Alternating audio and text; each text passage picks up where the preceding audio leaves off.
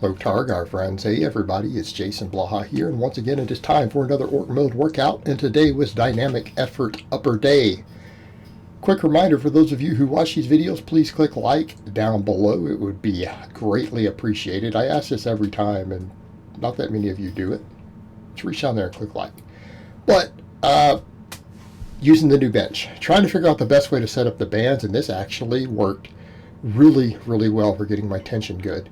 Because I'm going over to messing with mostly close grip, I'm like, I'm not even going to bother to wide grip my speed work. I am way faster and more powerful with close grip. It's a longer range of motion.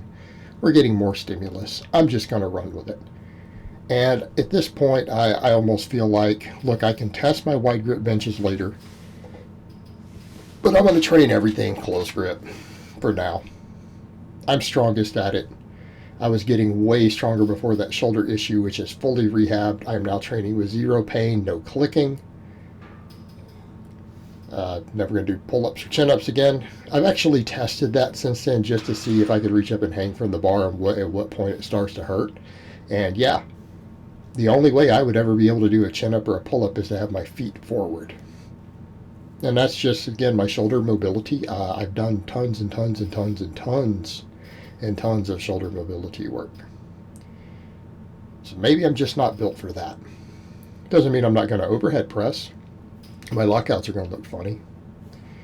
But I don't care about the press in a competitive environment. It's a strength builder for me. But I can lock it if I go with a really wide grip, and that's the funny part. So then if I ever need to actually test a press, we'll go wide grip. And I'll mess with some wider grip pressing. Again, I actually enjoyed the real wide grip pressing. But today we only did 6 sets. Why 6? Heaviest week in a band wave. We don't do quite as much volume for band speed work. Yeah, we do a little less volume because you can actually overreach more quickly with this. Particularly given the amount of training volumes I do. And the amount of GPP and everything. And people have to remember that my volume's high, but my GPP is high. Okay. I do a lot of sled dragging and plyos and abs and reverse hypers and all that stuff. And actually, I'm almost living on band press downs also. And I'm finding my triceps and elbows feel really good. And when I say living on them, I mean like sets of band press downs to failure with 30 plus reps. I don't know, I'm probably averaging 25 or 30 sets a week right now as of the last week or so. And it's doing nothing but helping my tricep recovery. Okay, it's helping a lot build those tendons. Let's get this bench up. But the speed work was all pretty quick today, right? Everything fast, especially considering it's the heaviest week in my wave, which means next time it's going to be lighter. And I'm going to mess maybe with some different bars, and I think that's the way I'm going to go. I want to use different bars for all my speed work, and just for the deadlifts, we'll rotate sumo and conventional. But I'm going to stick with this sort of wave, right? Because I got the best results off these sort of waves, whether it was bands or chains in the past. So it's going to be triples for bench, doubles for squat, singles for deadlift, with a little more sets, right? The higher set approach. We get to practice all these setups more.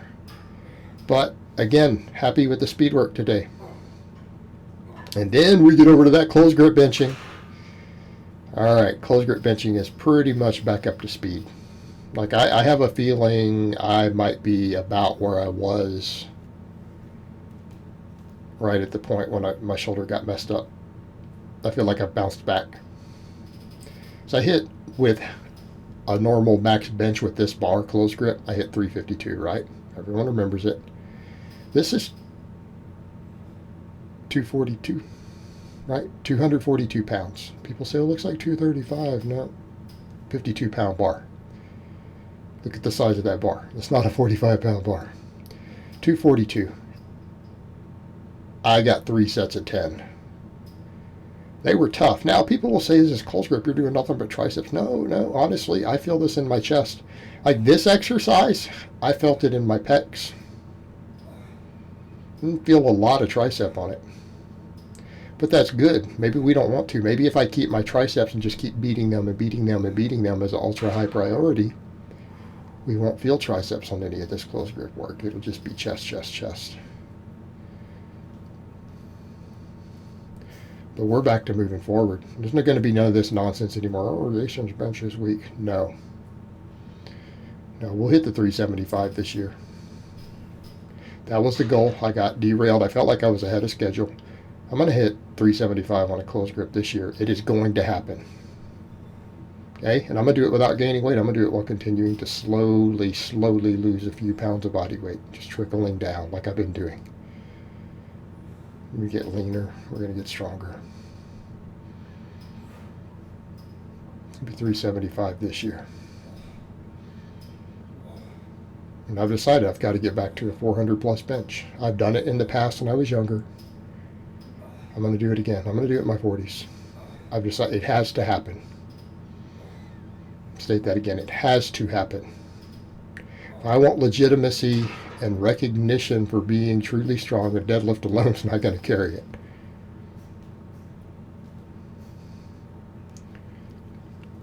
Bench has got to get there, and I'm going to do it close grip. Let's do it close grip. I mean, I can test wides too and see how it goes after training all this.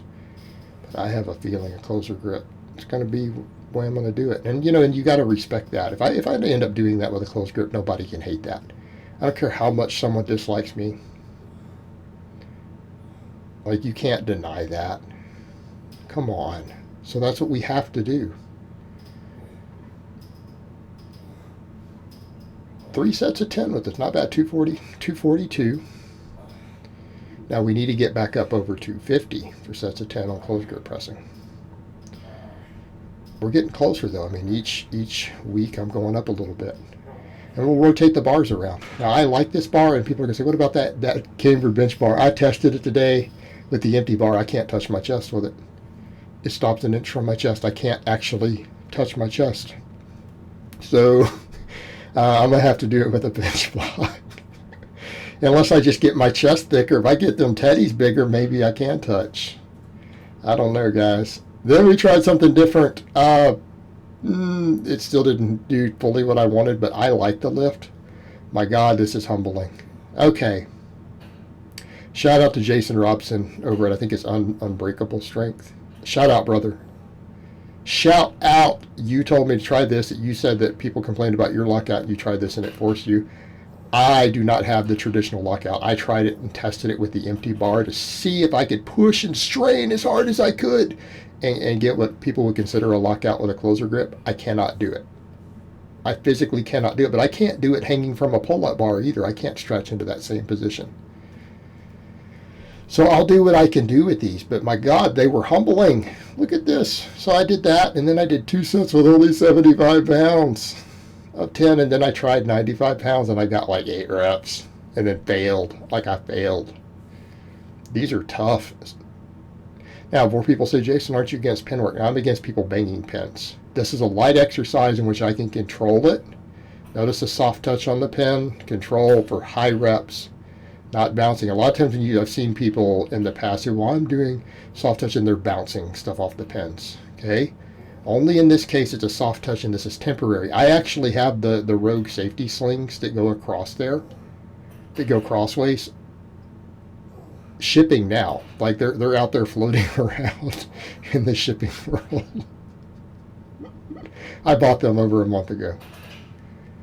So I'll do them off those next time. The pins are what I have for now. One workout, it's going to be okay. It'll be fine. I'll have the slings if I want to mess with it next time. But you know what? It's very easy on the low back. This is very challenging, and you know what? I felt my shoulders. Now, I will say, because I tried really, really hard to lock it, it creates a slight pain in my joint near the top, because I think for me, because of the angles involved and where I'm at with shoulder mobility, it is bone touching. So I am touching that point. But, so what I did on a lot of these, I tried to explode as hard as I could to see if I could just follow through. So, I mean, when we have inertia going, you should be able to follow through, right? And even then, that's where I go on the lockout. But you know what? I got a tremendous burn in my delts. Okay, even the side delts. Tremendous burn in the delts. And whole shoulder girdle, right? Doing this. So we'll mess with it. Even though it didn't get the lockout results that Robson said it might. I've never messed with Z presses. I've never messed with them. Like, I'm not gonna lie, I've never done them before. I've questioned if that's that a good lift or not. I don't know, but I'm like, well, let's see how it feels. Let's do it. If it's a valuable tool a lot of champions out there are using and messing with, then let's try it as a supplemental lift and see what it feels like. Is it hitting the muscles we want to hit? Yes. Are we forced to use a light weight on this so it's nice, easy to recover from? Because I do a lot of really heavy stuff too. Having some exercises that are lighter and force me to use a light weight to build strength and muscle, hey, they're great. We need some of those. We need some of those in our training, guys. We need them. Because so much of the stuff is heavy, heavy, heavy, like the close grips, and then what I'm going to do next with the high pulls. It's nice to have a lightweight feel that hard. And I got a good shoulder pump. And people say, oh, pump doesn't matter. Well, maybe not, but I felt it, and it's an exercise. It's a multi-joint movement. I'll take it. I think it's worth messing with. I think it's worth pursuing. Got to be open-minded about these things. See, this is, again, an example of saying, hey, I'm not going to be dogmatic. If a supplemental lift seems to work for a lot of guys, let's mess with it a little bit and see what it feels like. Does it work? See, is it getting the desired result? Is it working the muscles that we want to work? And I'd say that one qualifies. You know what? I can say that I tried it just now, and I may work with it a little bit. I dislike it because it sucked. But maybe that's because I'm bad at it. Then we did our JM presses with chains again. For those curious, that is 55 pounds of chain. You can go do the math yourself. I've already broken down people's math on what my chains are. So, again, trying to just get sets of 10. I think I squeezed out about 11 on one of them. But this is, again, a premier tricep builder. And again, I'm not worried about single joint stuff right now. Why? Because I'm doing tons and tons and tons and tons of band press downs. I am band press downing for my triceps till I'm blue in the face. It's like a restoration thing every day. We're getting that work in. We need to get some nice big movements in that hammer the triceps. And this will increase the close grip. Let's go back over and let's talk about close grip benching. Where's my weak link on the close grip, my lockout? You guys have watched me with PRs explode. That 352, even with the Buffalo bar, it blew off the chest. It didn't slow till we were 2/3 of the way through the movement, and then I had to slow and then grind the lockout, and I got it. Okay? We're doing all this other speed work. We're going to keep getting power off the bottom. That's going to continue to happen. I'm going to keep building my lats to give me that pop off the bottom. Lats, back, all that. That helps me a lot.